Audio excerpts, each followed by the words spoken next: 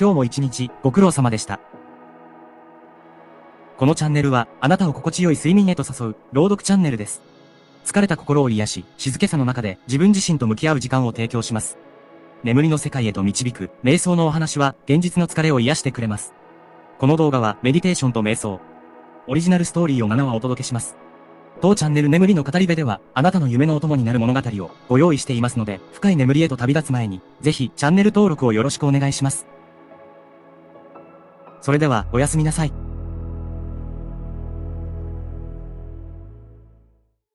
静寂を歩く。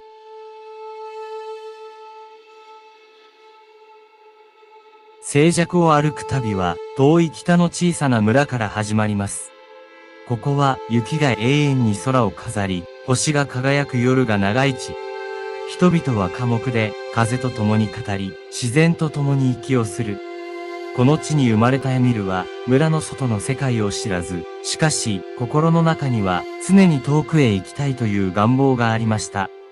彼の心はまるで冬の空のように広く、深く、静かでした。エミルはある日、自分の心と向き合う旅に出ることを決意します。それは外の世界を探求する旅ではなく、内面の世界、自分自身の深淵を探る旅。彼は自然の中で瞑想し、心の声に耳を傾け、自分自身との対話を深めていくことにしました。その旅は季節の変わり目に始まります。冬が終わりを告げ、春がその優しい手を伸ばしてくる頃、エミルはまだ雪に覆われた道を歩き始めます。彼の足跡はまるで時間に刻まれたメロディーのように、静かに、しかし確実に進んでいきます。この旅はエミルが自分自身を見つめ、内なる声に耳を傾けるためのもの。彼は静寂の中で心の平和を見つけ、自己の深い部分と対話する時間を持つのです。それは外の世界の喧騒から離れ、自分自身の内なる世界に集中する旅。エミルの物語は静寂の中での深い内省と自己発見の物語です。春が訪れ、雪が溶け始めると、エミルは森の奥深くへと歩を進めます。彼の目的は、人里離れた場所で瞑想し、自然の美しさと調和しながら、内面の平和を見つけること。森は静かで、木々は古く、生命の息吹がそこかしこに感じられます。彼は、川のそばに小さな場所を見つけ、そこを自分の瞑想の場所と決めました。日々、エミルは夜明けと共に起き、川のせせらぎを聞きながら、瞑想を始めます。冷たい空気が肌を刺激し、心が徐々に静まり、思考がクリアになっていきます。彼は自分の内なる声に集中し、外の世界からの雑音を遠ざけます。エミルはこの静寂の中で、心の奥深くに潜む真実に気づき始めます。瞑想を通じて、エミルは感情の波を静かに観察します。喜びも悲しみも、怒りも平和も、すべてを受け入れ、それらが自分の一部であることを認めます。彼は、感情が心の海を通り過ぎる波のようなものであることを理解し、それらに振り回されず、その背後にある深い静けさを見つけることを学びます。エミルの旅は、森の奥深くから高い山々へと続きます。山は彼にとって自己を超える試練と内面の探求を深める場所。山を登ることは彼にとっての瞑想そのものであり、一歩一歩が内省の旅です。彼は山の頂に向かいながら自分の体と心が一つになる瞬間を体験します。息が荒くなり、心拍数が上がる中で、エミルは意識を現在の瞬間に集中させます。彼は足の下の地面の感触、空気の清涼さ、遠くの景色の美しさに気づきます。山を登ることで、彼の心はますます静かになり、内面の声がより明確に聞こえてきます。山頂に立った時、エミルは圧倒的な感動を覚えます。彼の前に広がるのは、無限に思える景色と、下界の静けさ。この瞬間、彼は自分が大きな存在の一部であり、その全てと繋がっていることを感じます。彼の心は完全に開かれ、内なる平和と外界の美しさが一つになります。山の頂から降りてきたエミルは、自然との深いつながりを育む、新たな章へと足を踏み入れます。彼は自分が訪れた場所それぞれで、自然の一部として存在することの意味を深く理解し始めています。山々、森、川これらすべてが、彼の内なる世界と外界をつなぐ、架け橋となりました。エミルは、今度は海へと旅を続けます。海の広がりは、彼に無限の自由と生命の起源を感じさせます。彼は海岸に座り、波の音に耳を傾けながら、瞑想を始めます。波の来るたびに、彼の心はさらに解放され、自分自身と世界がどのようにつながっているかの感覚が強まります。エミルの旅は、彼が出発点である村へと戻ることで完結します。しかし、彼が帰ってきたのは、同じ場所ではあるものの、全く異なる人物として、旅を通じて、エミルは自己の深い部分を探求し、内なる平和と調和を見つけました。彼は、自然との深いつながりを通じて、自分自身と世界を新たな目で見るようになります。村に戻ったエミルは、その経験を共有することで、他の人々にも内なる静けさと平和を見つける手助けをします。彼の物語は自己発見と成長の物語であり、内面の旅がいかに外の世界との関わりを深めるかを示しています。この旅の終わりに、エミルは真の意味での家、すなわち自分自身の内側にある安らぎの場所を見つけました。彼は静寂の中で歩くことが最も大きな冒険であり、最も深い瞑想であることを理解します。エミルの物語は私たち自身の内なる旅を反映しており、心の平和を見つけるためには外界を探索するだけでなく、内面の世界と対話することが必要であることを教えてくれます。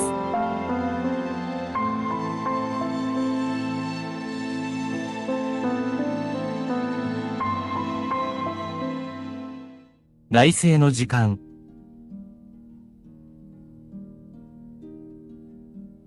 かつてないほどの静けさが深い森の中を包み込んでいた。この静寂はただの無音ではなく、生命の息吹が織りなす穏やかな調べだった。森の奥深く遠い昔から語り継がれてきた小さな池があり、その水面はいつも鏡のように静かで、空と森の境界を曖昧にしていた。この場所は訪れる者にとっては時間が停止したかのような不思議な安らぎを与える。この物語は内省と再生の旅に出る若者、ナオカイという人物についてのものだ。カイは人生の喧騒に疲れ、何か大切なものを見失ってしまったような気持ちに押しつぶされそうになりながら、この静かな場所に足を踏み入れた。彼が求めていたのは、心の平和と自分自身との再会だった。カイは都市の生活における日常の忙しさとストレスによって自分が本当に大切にすべきものが何なのか見失いつつあると感じていた。彼の心は常に何かに追われるような不安と満たされない虚しさに包まれていた。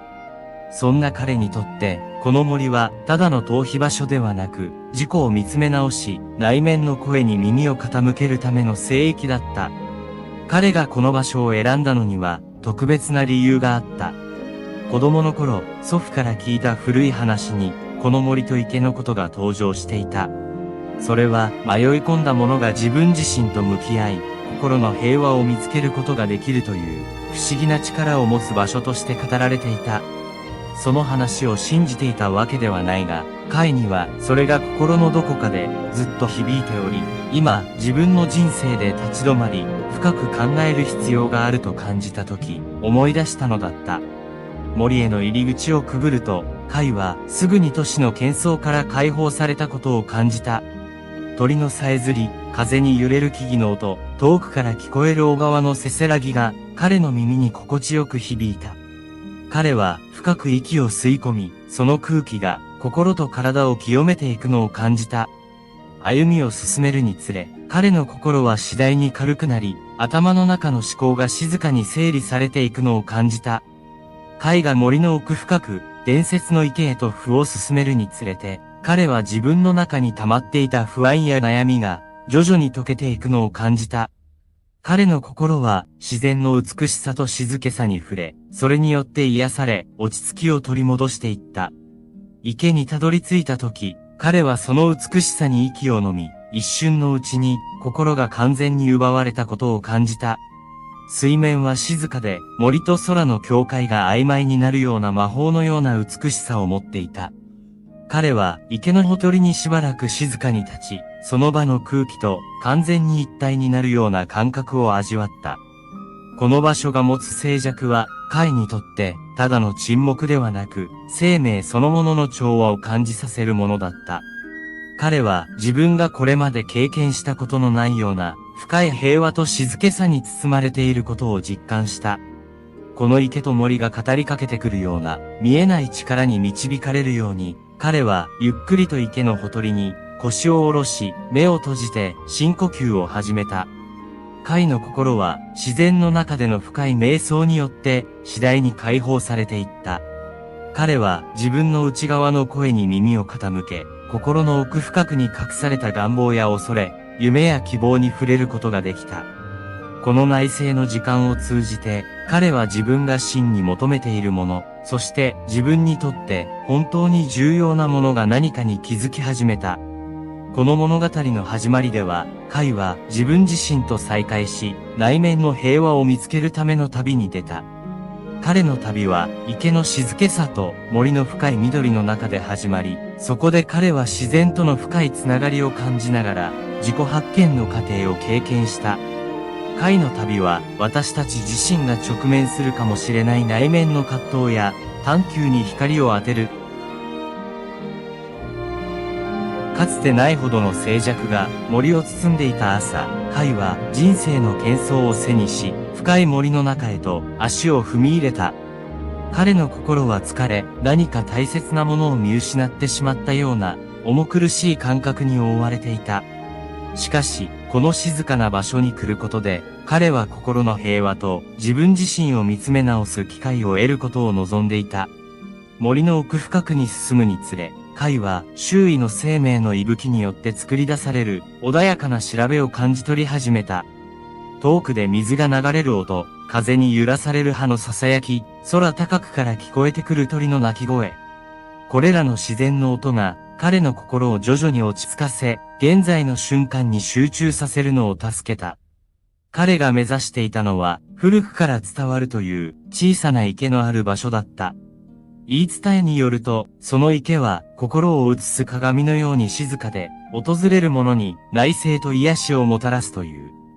カイはその言葉を信じ、自らの心を映し出すことを望んでいた。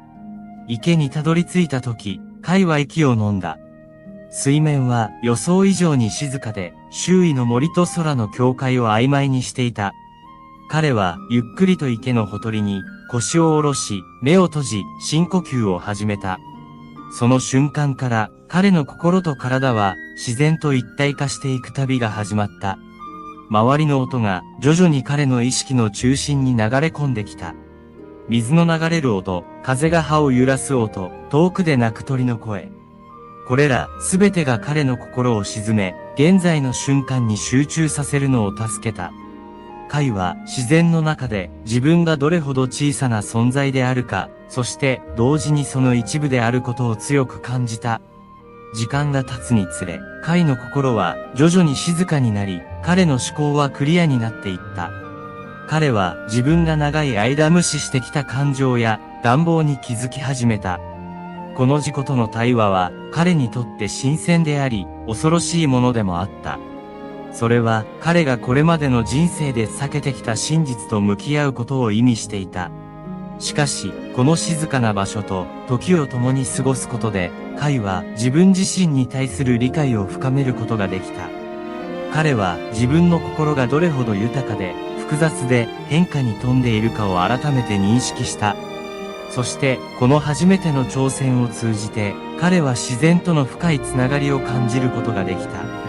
この瞬間、彼は自分が真に求めているものが何かについて、ほのかながらも確かな感触を得た。カイが自然との一体感を深めるにつれ、彼の内側には新たな平和が芽生え始めた。長い間、彼を苦しめていた心の騒音が静まり、彼の心は過去に経験したことのないような穏やかさを感じた。彼は自分の内側の声に耳を傾けることができ、その声が彼を導くことを信じ始めた。この瞑想の時間は、カイにとって、ただの休息ではなく、深い自己発見の旅の始まりだった。彼は自分自身との対話を通じて、自分の感情、願望、そして恐れに直面し、それらを受け入れることを学んだ。この過程で、彼は自分の弱さを認めることが、実は真の強さにつながるということを理解した。夕暮れ時、カイは池のほとりから立ち上がった。彼の目はこれまでにないほど明るく、心は軽やかだった。彼は自然から得た教訓と自分自身との再会の価値を心に刻み、この静かな場所を後にした。しかし、彼が得たものは池の静けさや森の奥深くにある平和だけではなかった。カイは自分自身の内側にある変わることのない静けさと平和を見つけたのだ。カイの旅は内省からさらに深く過去との向き合いへと移っていく。彼は自分がどのようにして現在の状態に至ったのか、どのような選択が彼を今日のこの地点に導いたのかを深く反省し始めた。彼の反省の過程は古い池のほとりで始まった。静かで穏やかな水面を見つめながら、カイは小さなノートブックを取り出し、心に浮かぶ思いを書き留めた。この行為は彼にとって開放的なものであり、徐々に心の重荷が解放されていくのを感じた。カイはまず自分の幼少期を振り返った。彼はもともと好奇心旺盛で冒険心に満ちた子供だった。しかし年齢を重ねるにつれ、社会の期待や家族からのプレッシャーによって自分の本当の興味や情熱を抑えるようになっていったことに気づいた。この自己抑制は彼が大人になる過程で自分自身を失い、人生において本当に重要なものを見失う原因となった。次に彼は学生時代と若い大人としての初期のキャリアを振り返った。カイは社会的な成功と他人からの認知を求め、自分の真の興味や情熱を二の次にした。しかし、これらの追求が彼に幸福をもたらすことはなく、むしろ内面の虚無感と孤独感を深める結果となった。彼は外部からの期待に応えようとするあまり、自分の内なる声を無視してきたことを悟った。彼の過去を振り返る過程で、カイは自分の中に抑え込んでいた感情、特に失望、悲しみ、そして怒りを直面することになった。これらの感情は、彼が自分自身を本当に理解し、受け入れることを妨げていた。ノートブックに、これらの感情を書き出すことで、カイは自分の内面と真摯に向き合い、これらの感情を解放する第一歩を踏み出すことができた。カイが過去と向き合う中で、彼は自分の過ちを認め、それらから学ぶことの重要性を理解した。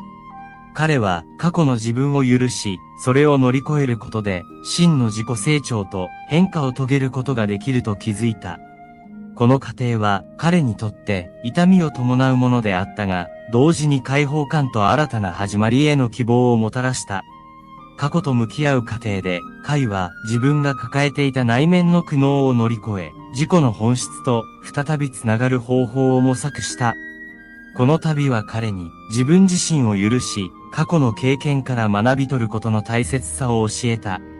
彼は過去の自分と和解することで、現在の自分をより豊かにし、未来への道を切り開くことができると理解した。ノートブックに綴られた思いは、カイにとって過去との対話の手段となった。それぞれのページは、彼が歩んできた道の記録であり、自己発見への鍵となった。彼は自分の過ちを認めることの勇気、そしてそれらから逃げずに学び取ることの重要性を実感した。この自己反省のプロセスを通じて、彼は自分自身の中に新たな強さと目的を見出した。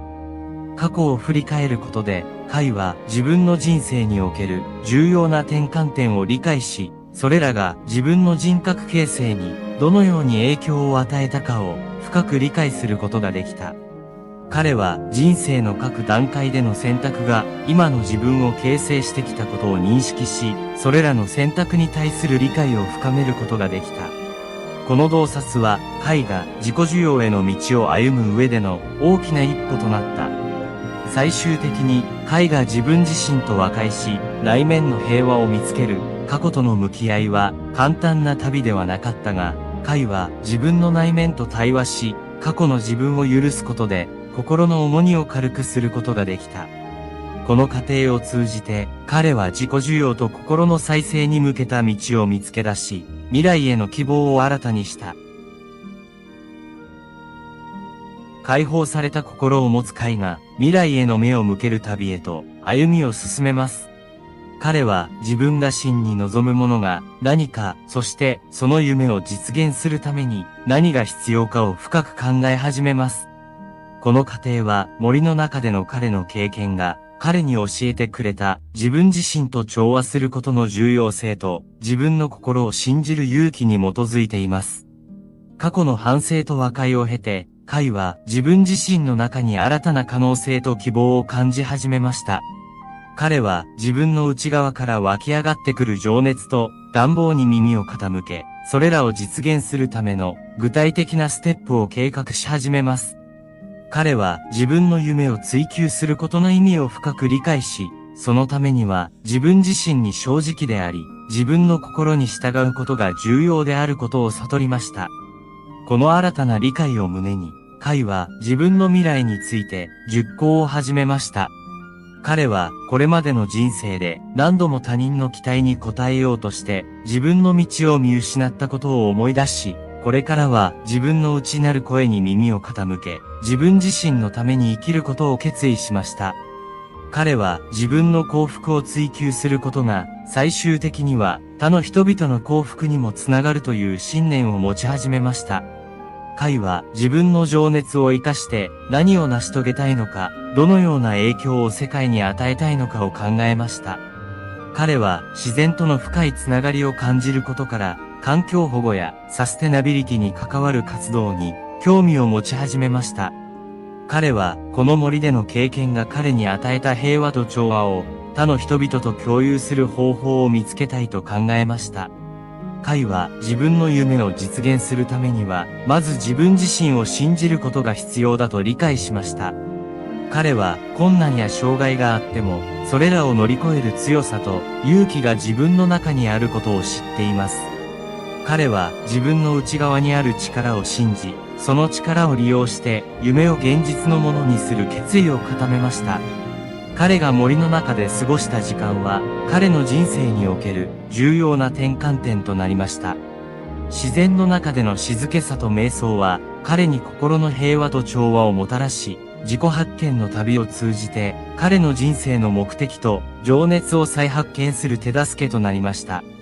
彼は、これらの経験が自分を根本的に変え、より良い方向へ導いてくれたことを感じました。彼は自分の未来を形作る上で自分自身が最も重要な役割を果たすことを認識しました。彼は外部の期待や社会的な圧力に流されるのではなく、自分自身の内なる声に耳を傾け、それに従うことの大切さを学びました。彼は自分の夢を実現するために必要なのは、自分を信じる勇気と、その夢に向かって一歩一歩進む決意であることを理解しました。数日後、彼は森を後にした。彼はもう同じ人ではなかった。心に平和を宿し、自己の理解を深め、目的に対する新たな視点を得た彼は、外の世界に戻る準備ができていた。彼の旅は、これからが本当の始まりだった。森からの帰路、彼の心は軽やかで、足取りもしっかりとしていた。彼の顔には内面から湧き上がる充足感と満足感が現れていた。彼がこの短い旅で得た洞察は彼の人生を変える力を持っていた。彼は自分自身との約束を新たにし、これからの人生を自分の内なる声に従って生きることを決意した。彼は森の中で経験した内省と再生のプロセスを通じて自分自身の中に新たな希望と目的を見出した。彼は自分の夢に向かって果敢に進む勇気と困難に直面しても決して諦めない強さを手に入れた。彼は自分の人生の主人公であり、自分の運命を自分で切り開くことができるという確信を深めた。この旅を通じて、カイは多くの重要な教訓を学んだ。彼は自分自身を信じ、自分の内なる声に耳を傾けることの大切さを理解した。彼は過去の自分を許し、現在の自分を受け入れ、未来の自分に向けて前進することの重要性を学んだ。彼は自分の心が求めるものに対して真摯に向き合うことで真の幸福と充実感を得ることができるということを実感した。帰路の途中、カイは森の美しさと静けさを振り返りながら、自分がこの場所で得た平和と調和をいつまでも心に留めておきたいと思った。彼はこの森での経験を忘れることなく、日常生活においても自分自身との調和を保ち続けることができるように心に誓った。カイの物語は終わりを迎えたが、それは彼にとって新しい始まりの象徴でもある。彼が歩んだ道、経験した変容は、彼の生き方、彼の世界観を根底から変えた。彼は内面の声が導くままに、自分のパスを歩み続けることを選んだ。これは自分だけの真実を見つけ、それに従う旅の始まりだった。カイが森から持ち帰ったのは、自然からの贈り物、すなわち、自分自身と深くつながることの価値と、内省を通じて自己の核を見つめ直す力であった。彼はこの経験を日常生活の中で適用し、自分だけの生き方を見つけ出すための指針とした。彼の旅は単なる物理的な移動ではなく、心と魂の深い旅だった。カイは自分自身を真に理解し、受け入れることで生きる目的と方向性を見出した。彼は外の世界に対しても新たな視点を持ち、人々や自然との関わり方においても、より意味深い接し方を模索するようになった。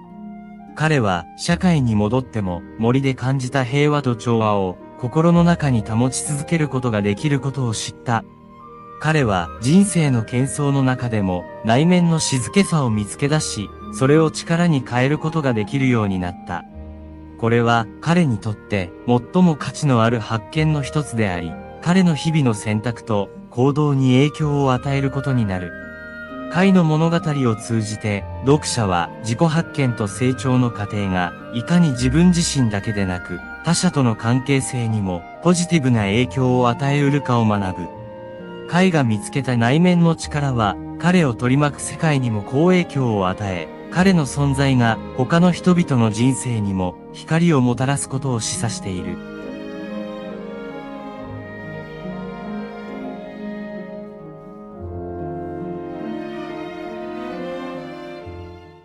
心の瞑想ガイド。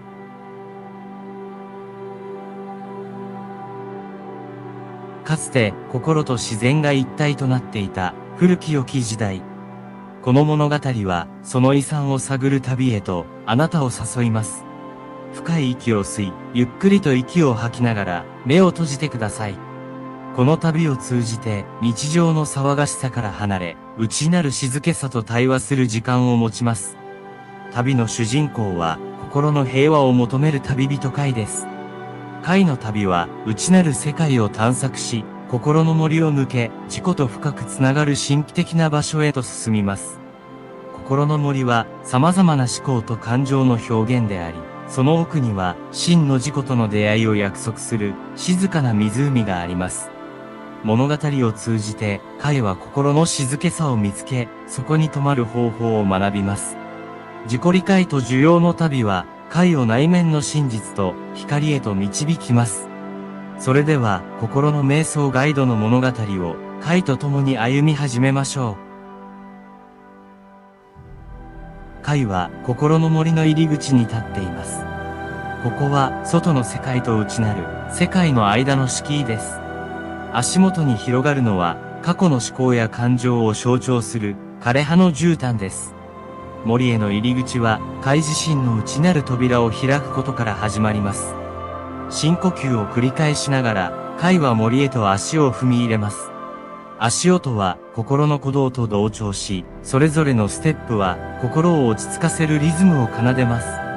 周囲の木々はカイの心の中の異なる側面を映し出しています。喜び、悲しみ、恐れ、希望の木々が共存し、心の森を形成しています。森を歩くことで、カイは自身の心の声に耳を傾けることを学びます。木々の間を吹き抜ける風は、変わりゆく思考と感情の流れを象徴しています。内なる声に耳を傾けることで、カイは心の静けさへと近づいていきます。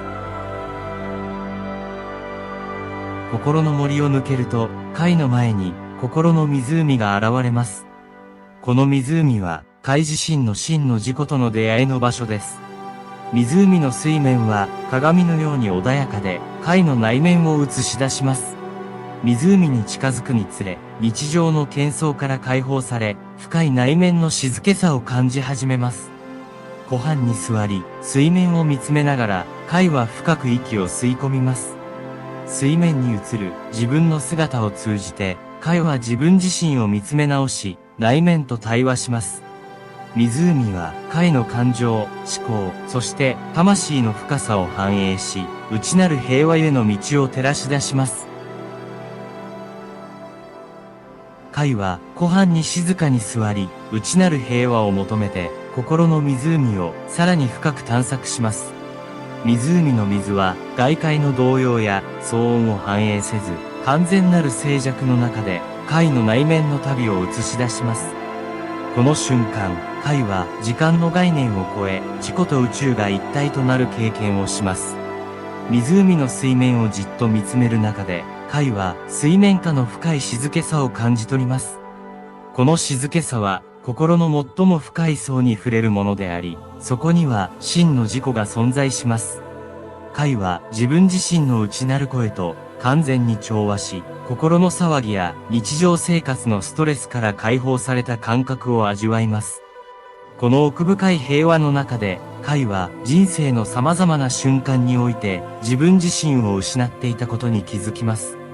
しかし今、カイは自己受容と慈愛の力を通じて、これらの断片を再び統合することができます。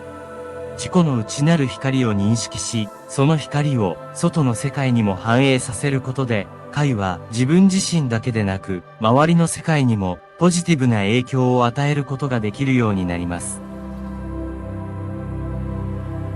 カイは心の湖からゆっくりと立ち上がり、森を抜けて現実の世界へと戻る旅を始めます。この期間の旅はただの帰路ではありません。それは内なる変化と成長を現実世界に適用する過程です。カイは湖での体験を胸に日常生活においても心の平和を保ち、内なる静けさを維持する方法を学んでいます。カイの歩みは堂々としており、心の森を抜ける際には以前とは異なる感覚を持っています。木々や風、そして森全体がカイの変化を祝福するかのように感じます。カイは内なる世界と外の世界の間の新たなバランスを見つけ、心の静けさを日々の生活に取り入れる方法を理解しています。この旅を通じて、カイは自己の内なる力とポテンシャルを認識し、それを生活のあらゆる側面に活かす準備ができています。心の静けさを見つけ、維持することは、カイにとって日々の実践となり、その結果として、カイの人生は、より豊かで充実したものになります。カイの旅は終わりましたが、これは同時に新たな始まりでもあります。心の湖での体験は、カイの人生における永続的な変化をもたらしました。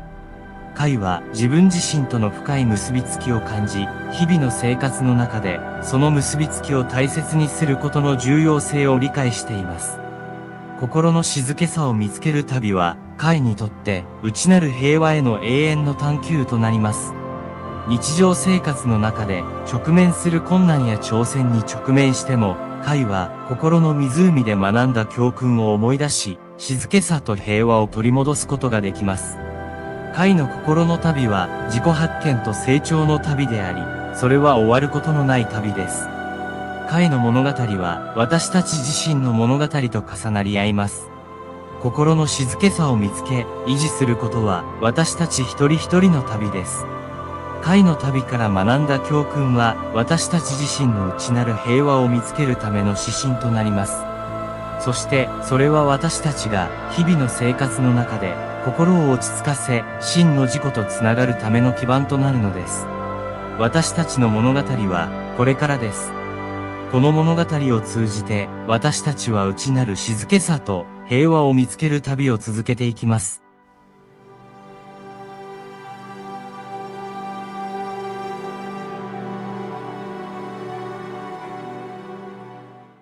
瞑想の流れに身を任せて。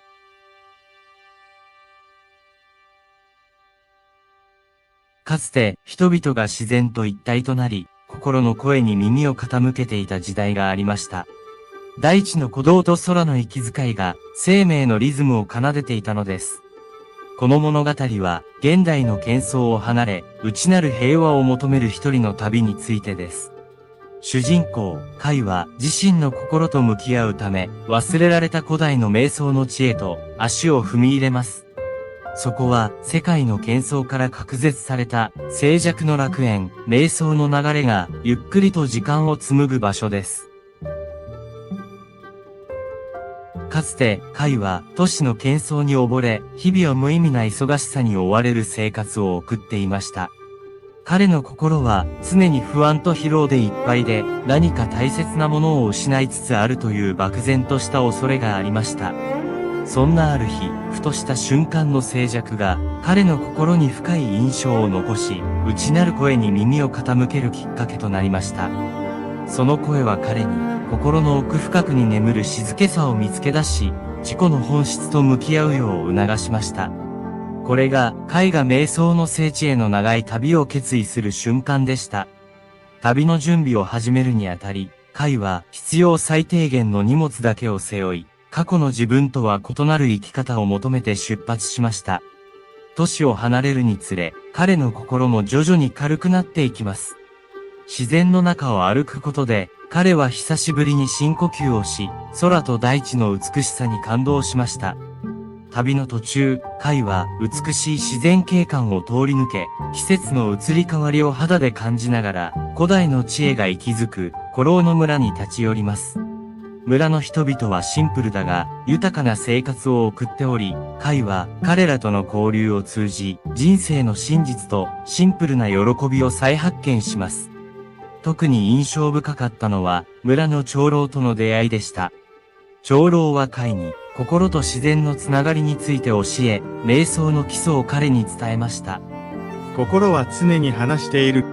聞く耳を持て。という言葉は、カイの心に深く響きました。長老から受けた教えは、カイの旅と内面の探求に新たな視点をもたらしました。村を後にしたカイは、新たなる力を胸に旅を続けます。彼の歩みは、ただの物理的な移動ではなく、心の奥深くに眠る静けさへと向かう旅でもありました。自然の美しさに囲まれ、時には厳しい自然の試練に直面しながらも、カイは自分自身との対話を深めていきます。彼の旅は、外の世界を旅することで、内面の世界を探求する、果てしない冒険の序章に過ぎませんでした。カイの足取りは、彼を人里離れた自然の中へと導きました。彼は山々の頂を越え、深い森を抜け、静かな湖のほとりにたどり着きます。ここでは、風の囁きや鳥の歌が唯一の会話であり、カイは自然の一部となることを学びます。彼は川のせせらぎを聞きながら、瞑想を深め、山々の頂に座し、無限の宇宙を心の中で探求します。この自然との対話は、カイにとって自己の限界を超え、心の平和という真の富を見出す旅となります。ある日の夕暮れ時、カイは巨大な古木の下で瞑想を始めました。目を閉じ、深く呼吸をする中で、彼は自然界の生命のリズムと自身の心拍が一致する瞬間を感じ取ります。この瞬間、カイは自己とは何か、生命とは何かについての深い洞察を得ます。彼は自己の存在が単なる肉体を超え、周囲の自然界と深く結びついていることを実感します。翌朝、カイは山の頂へと登り、夜明けを迎えます。彼は太陽の最初の光が山々を照らす様子を見つめながら、新たな1日への感謝と生命の美しさに対する畏敬の念を抱きます。この体験は、カイにとって、外の世界の美しさが、内面の世界とどのように響き合うかを理解する重要な瞬間となりました。カイの旅は、彼をさらに奥深い自然へと導き、彼は古代の知恵が息づく隠れた谷へと、足を踏み入れます。ここで彼は、自然と調和することを学び、自身の心と体を癒す、古代の瞑想法に挑戦します。カイは谷の静寂の中で時間を忘れ、自身の内なる声に耳を傾けることに集中します。この時、彼は内面に秘められた恐れや不安と直面し、それらを受け入れることで乗り越える力を得ます。自然との対話を通じて、カイは心の平和を見つける旅の途中で、自己の限界を超える体験をしました。山々、川、森、そして太陽の下での瞑想は彼にとって自然の美しさと奥深さを反映し、彼自身を変える過程でした。彼の内面の旅は外の世界の探求と密接に結びつき、彼を次なる段階、すなわち瞑想の聖地へと導くのです。長い旅の後、カイはついに瞑想の聖地に足を踏み入れます。彼が初めてその地を目にした瞬間、心の中に溢れる平和と静けさを感じました。聖地は厳かな山々に囲まれ、古代の木々が空を覆い、清らかな川が静かに流れる場所でした。ここは時が静止したかのような神聖な場所であり、自然の美が圧倒的な静けさと共に存在します。カイはこの地で死と出会い、瞑想を通じて心の奥底に潜む恐れや不安と向き合います。死は長い白い髪を持つ年老いた男性で、その目には深い知恵と慈悲が宿っていました。彼はカイを温かく迎え入れ、瞑想のさらなる深みへと導いてくれます。死と共に過ごす日々の中で、カイは自分自身を取り巻く世界との関係を再評価し、内なる恐れや不安と対話する方法を学びます。死はカイに、真の旅は外へのものではなく内へのものだと教えます。この言葉はカイの心に深く響き、彼の内面の旅に新たな意味をもたらします。カイは死の導きに従い、瞑想を通じて自己受容と許しの旅を経験します。彼は自己の心の奥底に潜む古い傷と対峙し、それらを光に変えることを学びます。この過程は容易なものではありませんでしたが、カイは死の支えと聖地の静けさが彼に与える平和の力を借りて困難を乗り越えます。彼は自分自身を完全に受け入れることの重要性を理解し、過去の自分を許すことで真の自由を見出します。死との数週間の修行の後、カイは聖地の最も神聖な場所で一人で瞑想を行います。この瞑想は彼の内面の旅のクライマックスであり、自己の本質と深く向き合う機会でした。静寂の中で、カイは内なる光と平和を発見し、真の自己に到達します。彼は人生の苦しみや不安が自己成長と内面の平和への道を開くための障害に過ぎないことを悟ります。最終的に、カイは死に感謝を伝え、聖地を後にします。彼は変わり果てた人間として、再び日常へと戻ります。聖地での経験は、カイにとって計り知れない価値があり、彼の心にはいつも静けさが宿るようになりました。彼は聖地で得た深い洞察と平和を胸に、日々の生活に戻っても、内なる静けさを呼び覚ます力を持っています。カイは瞑想を続けることで、日常の中の小さな瞬間にも美と意味を見出し、周囲の人々との関係においても、より深い共感と理解を示すようになります。内なる平和への探求は永遠に終わることのない旅なのです。彼は人生のどんな状況においても心の静けさを見つけ出し、その平和を保つ方法を学びました。貝の経験を通じて、私たちにも心を落ち着かせ、内省の旅に出る勇気を与えてくれました。貝のように私たち一人一人にも内なる声に耳を傾け、自己の本質と向き合う旅が待っています。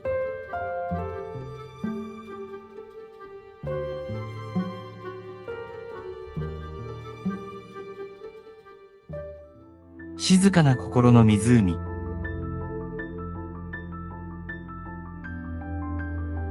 遥かない西への時代、人々がまだ大自然の奥深くに畏敬の念を抱いていた頃、世界はまだ多くの秘密を隠していました。その中に、静かな心の湖と呼ばれる場所がありました。この湖は、世界のどこにあるのか、誰も正確には知りませんでした。しかし、伝説によれば、湖の水面はいつも鏡のように静かで、その深さには無限の平和が宿っていると言われていました。人々は、この湖を心の中に見つけ出す者だけが、真の平和を手に入れることができると信じていました。物語は、空という名の若者についてです。空は、世界の喧騒と自身の内なる騒音から逃れる方法を探していました。彼にとって静かな心の湖を見つけることは、ただの伝説を追い求める旅ではなく、内なる平和を見つけ、自己と向き合う旅でした。空は、この伝説の湖を探し求める旅に出ることを決意し、その旅が彼にとってのメディテーションとなり、彼の人生を変える冒険へとつながっていくのでした。空の物語は、緑豊かな丘陵地帯に囲まれた小さな村から始まります。この村は、外の世界の喧騒から隔絶された静かな場所であり、世代を超えて伝統と自然との調和を大切にしてきました。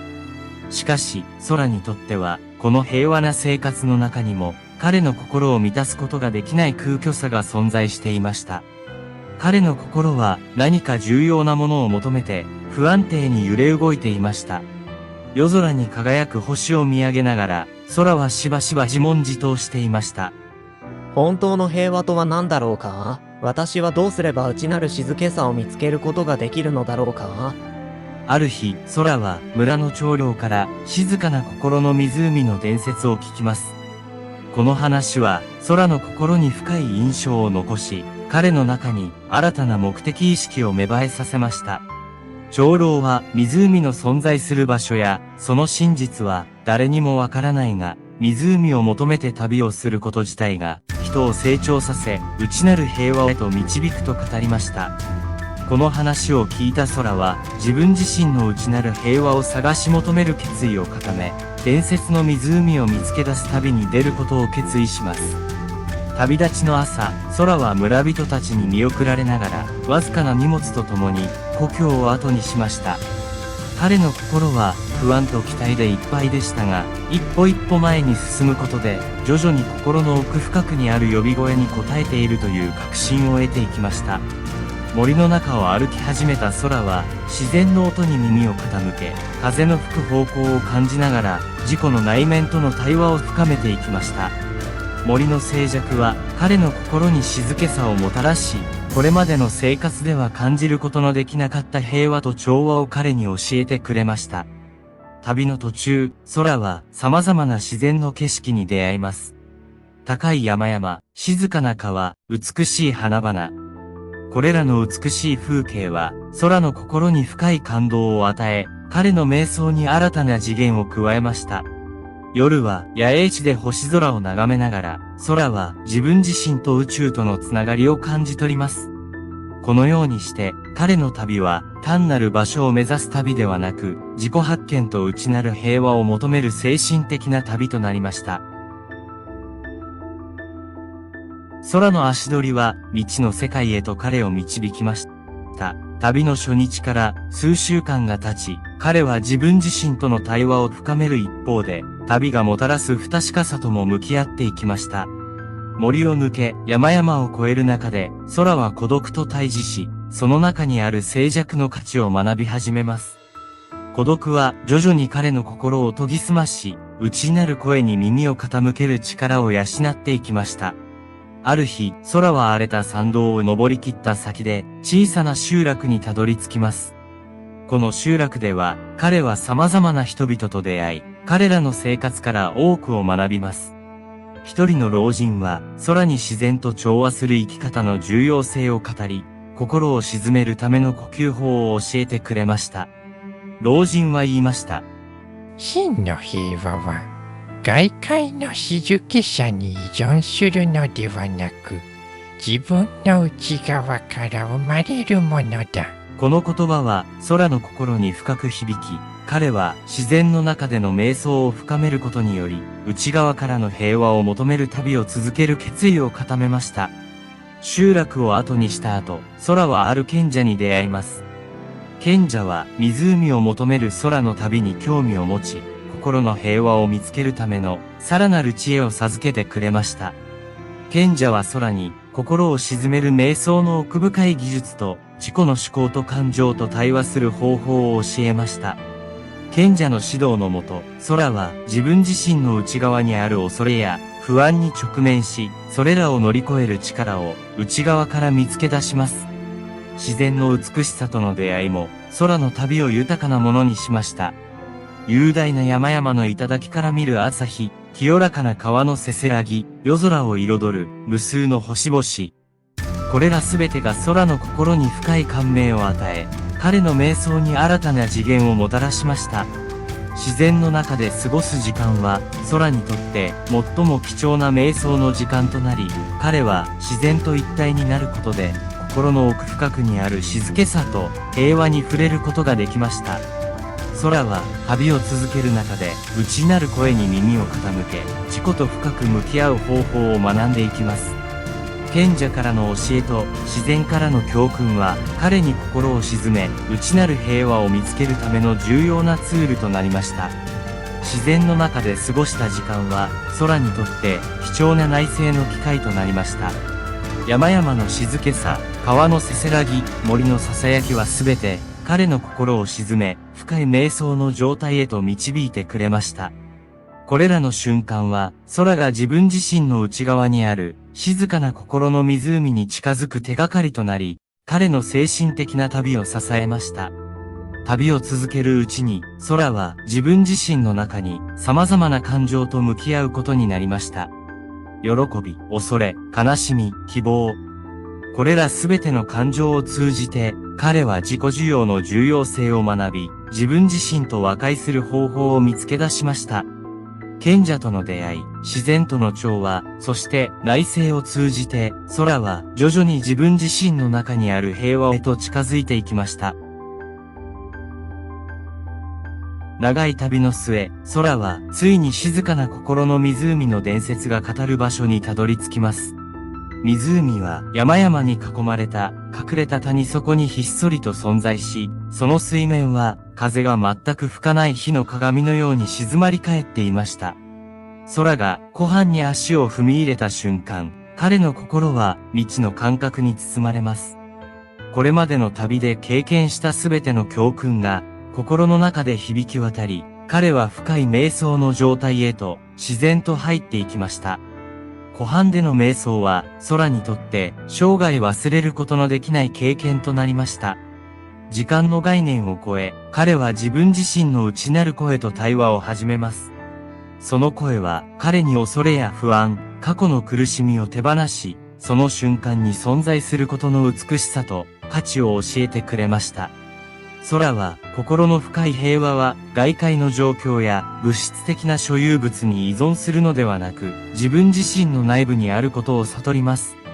湖の静けさは空の心を映し出す鏡のようであり、彼は自己の真の姿を見つめることができました。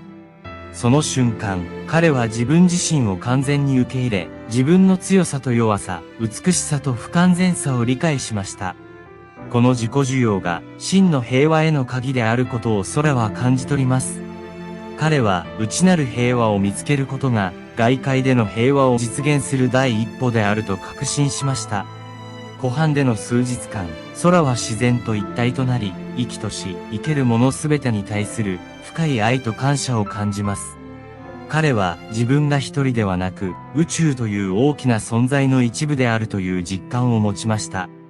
この経験は彼の心を大きく開き、周囲の世界への見方を根本から変えるものでした。最終的に空は湖畔を後にしますが、彼の旅はそこで終わりではありませんでした。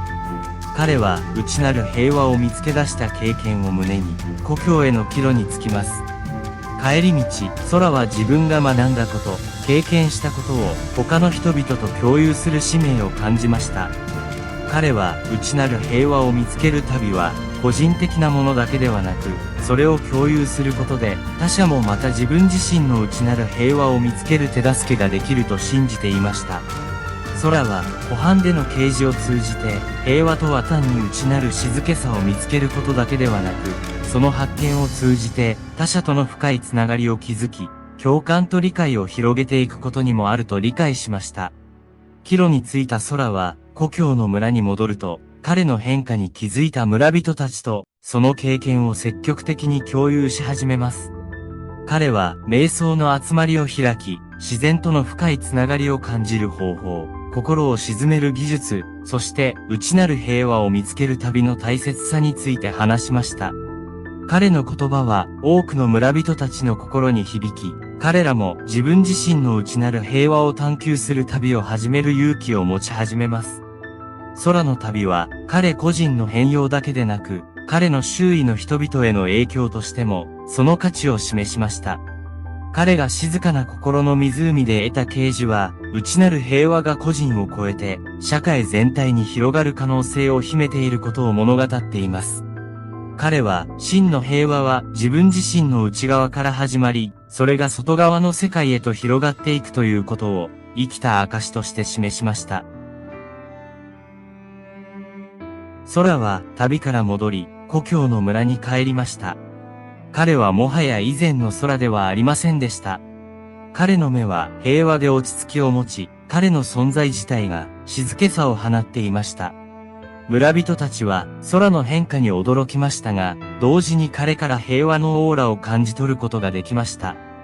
空は自分が学んだこと、経験したことを他の人々と共有することにしました。彼は心を鎮め、内なる平和を見つけるための瞑想の技術を教え始めました。やがて彼の教えは多くの人々に影響を与え、彼らもまた自分自身の内なる静かな心の湖を見つける旅を始めることになりました。彼が残した影響は彼の故郷の村だけにとどまらず、遠く離れた土地にまで広がっていきました。人々は彼の話を聞き、自分自身の内なる平和を探求する旅に出る勇気を持ち始めました。空の物語は世代を超えて語り継がれ、多くの人々にとっての希望となりました。空自身も旅から得た教訓と経験を生涯を通じて実践し続けました。彼は自分自身との対話を深め、常に内なる平和を保つことを心がけました。また、彼は自然との深いつながりを大切にし、自然の中で過ごす時間を通じて、常に新たな気づきと発見を得ていました。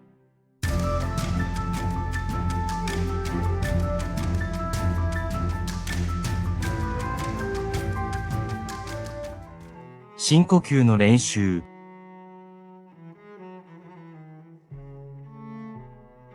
勇気は大都市の喧騒に身を置きながら毎日を慌ただしく過ごしていた。高層ビルが立ち並ぶオフィス街で彼は常に時間に追われる日々を送っている。ある秋の午後、彼は仕事のストレスから少し逃れるため近くの公園へと足を運んだ。公園には古びたベンチが並び、そこで過ごす人々の様子は周囲の喧騒とは対照的な静けさを醸し出していた。勇気はふとベンチの隅に目を留める。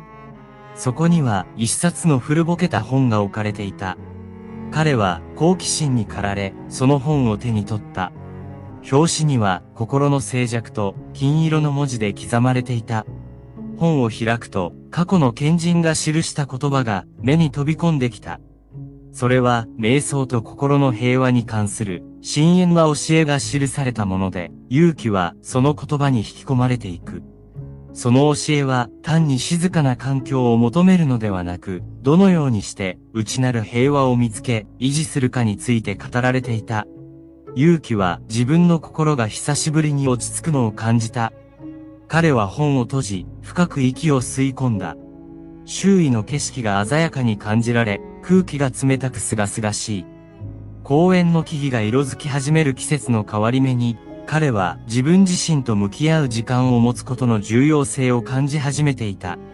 この偶然の出会いが勇気の生活に新たな章を開くことになるとは、まだ彼自身も知る由もなかった。これが彼の心の旅の始まりであり、古典的な知恵が現代の騒がしい生活の中でどのように彼を導くかが、これからの物語で展開されていくのだった。公園での出来事から数日後、勇気は自分の生活に変化を加えようと決心した。毎朝、彼は目覚めると、その古典の本を開いて、一節を読む習慣を身につけた。特に彼の興味を引いたのは、深呼吸を通じて、心を鎮める練習だった。本には、具体的な呼吸法が記されており、勇気はこれを試すことにした。彼は毎朝、小さなベランダに出て、目を閉じて、深呼吸を始める。休息は、ゆっくりと深く、吐息はさらにゆっくりと行う。はじめのうちは、心が落ち着かず、すぐに気が散ってしまうことも多かった。しかし、毎日続けるうちに、徐々にその呼吸法が、彼の心に穏やかな影響を与えていくのを感じ始めた。ある日、その公園で、再び瞑想を試みていると、マサトという男性に声をかけられた。彼もまた、心の平和を求めて、同じ公園に足を運んでいた。二人はすぐに意気投合し、それぞれが心の平和を求める過程について話し合うようになる。勇気とマサトは共に、古典文学に見られる知恵を、現代の生活にどう生かすかを探求し始めた。彼らは瞑想だけでなく日常生活の中での小さな行動においても心を穏やかに保つ方法を模索する。例えば仕事中に短い休憩をとり、いくつかの深呼吸をするだけでもその日のストレスが軽減されることに気づいた。やがて勇気はこの新しい習慣が彼の日常にもたらす変化を実感し始める。仕事のプレッシャーが以前ほど彼を圧倒することはなくなり、より集中して取り組むことができるようになった。彼は自分自身の内面の声に耳を傾ける時間がいかに重要であるかを深く理解するようになった。勇気とマサトが心の平和を探求する旅は都市の公園から始まりましたが、やがて彼らはより深い自然体験へと足を踏み入れることに決めました。彼らは自然の中での瞑想が心に与える影響を探るために近郊の山への小旅行を計画します。早朝、二人は都市を離れ山のふもとに到着します。山の空気は澄んでおり、都市の喧騒から離れた静けさが二人の心にすぐさま影響を与えます。ハイキングを始める前に彼らは小さな川のそばで深呼吸の練習を行います。冷たい空気を深く吸い込むと、その清涼感が全身を駆け巡るのを感じます。山道を歩きながら彼らは自然の音に耳を傾けます。鳥の鳴き声、風が木々を通り抜ける音、遠くから聞こえる川のせせらぎ。これらすべての自然の音が彼らの瞑想に深みを加え、さらに心を穏やかにしてくれます。彼らは歩行自体が瞑想の一形態になり得ることに気づきます。途中、一面に広がる花畑に出会い、二人はそこで一息入れます。花畑の中で彼らは地面に座り、目を閉じて瞑想を行います。周囲の美しさと自然の中での瞑想がもたらす平和感は彼らの心に深く響きます。この体験を通じて勇気とマサトは自然と一体となることが心の平和を深める上でいかに効果的であるかを学びます。自然の中での時間は彼らにとって都市生活の喧騒を忘れ心をリセットする貴重な機会となりました。帰路に着く頃、彼らは自然の中での瞑想が持続的な心の平和を得るための鍵であると共に確信し、これを生活の一部として取り入れることを決意します。都市に戻る彼らの顔には新たな平和と充実感が浮かんでいました。都市に戻った結城と正人は自然での経験から得た教訓を日常生活に取り入れることを決意しました。彼らは心の平和を深めるための具体的な方法を探求し続けることにしました。一緒に過ごす時間が増えるにつれ、二人はそれぞれの日常での小さな変化を共有するようになりました。結城は毎日の通勤時に音楽を聴く代わりに瞑想に集中する時間を持つようになりました。彼は電車の中で座って目を閉じ、深呼吸を繰り返すことで、その日一日を穏やかに過ごすことができるようになったのです。正人は仕事中に短い瞑想の休憩を取り入れることを試みました。昼休みにオフィスの静かな角を見つけ、数分間の瞑想を行うことで、午後の業務に対する集中力を高めることができるようになりました。二人はまた、週末には文学カフェで会うようになり、古典文学に見られる知恵と現代生活との関連性について議論しました。彼らは古典作品の中の教えを現代の文脈でどのように適用できるかを考えることに情熱を注ぎました。この議論から彼らは日記をつけ始めることにしました。日記には日々の瞑想の感想や心の動きを詳細に記録していきます。この日記が彼らにとって重要な役割を果たすようになりました。書き留めることで自分たちの感情や考えを客観的に見つめ直すことができ、さらに自己理解を深める手段となったのです。また、二人はこの日記を通じて他人との関係性や周囲の環境とどう向き合うべきかについても考えるようになりました。彼らの日々の実践は、心の平和を得るための持続可能な道として、彼ら自身にも周囲の人々にも影響を及ぼし始めていました。数ヶ月が過ぎ、結城と正人はそれぞれの心の旅で大きな成長を遂げました。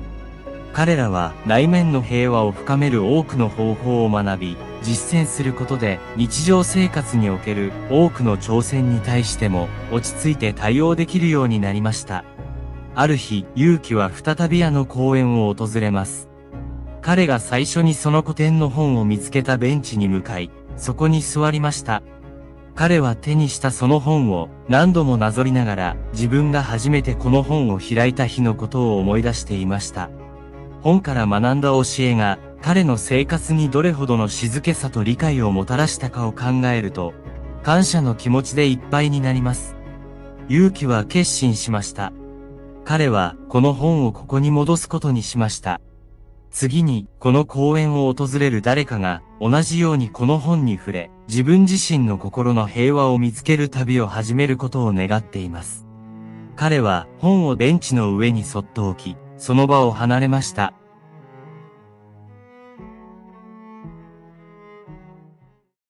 空と瞑想。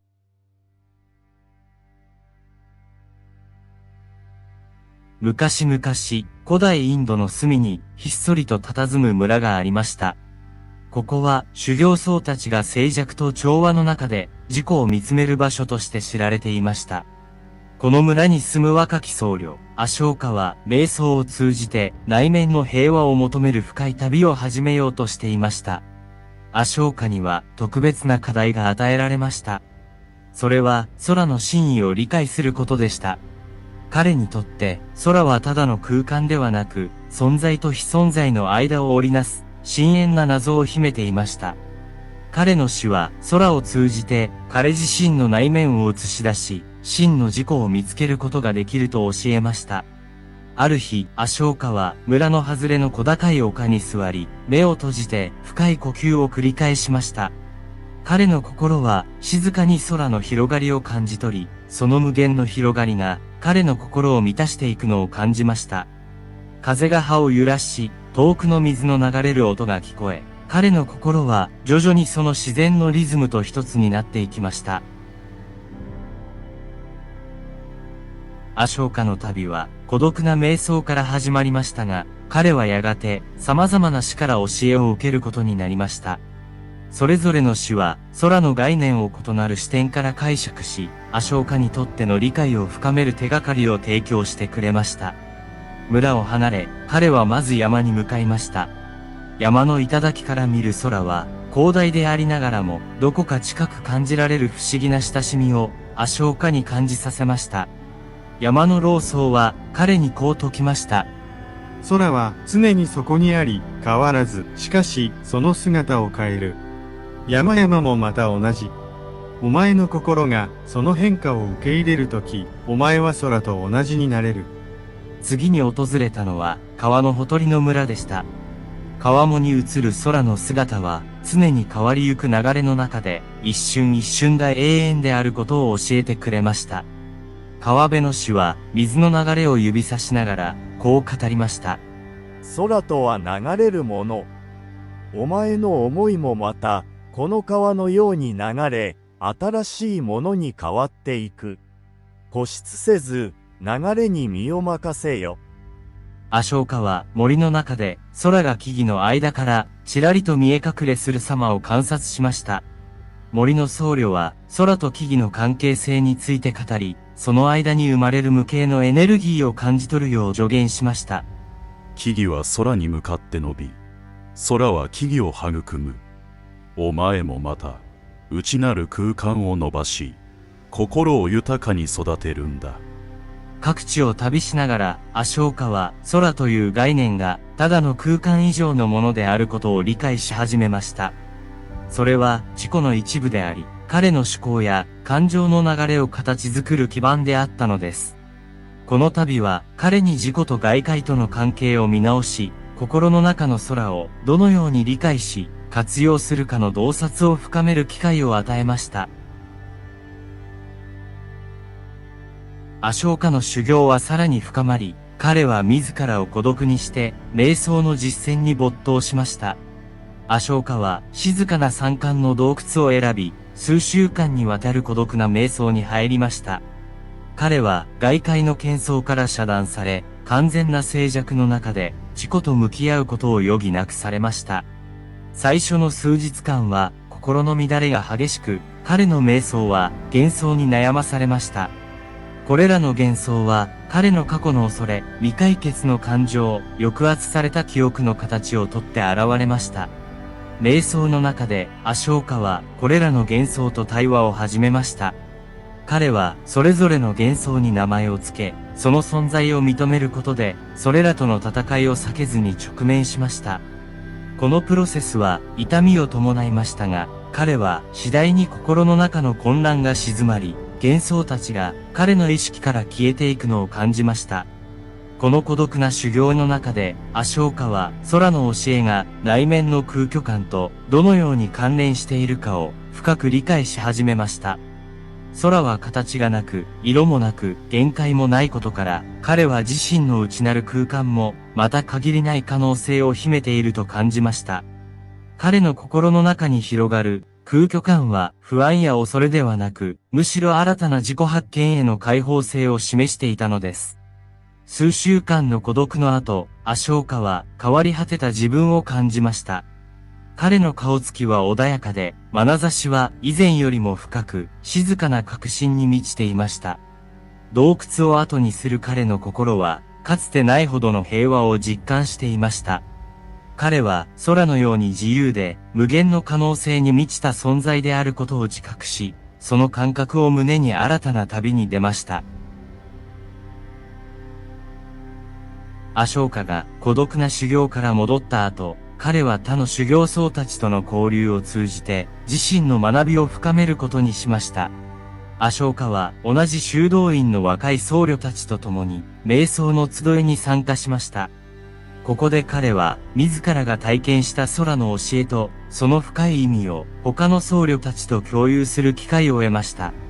彼の話は空の象徴性や内面の空虚感を受け入れることの重要性に焦点を当てていました。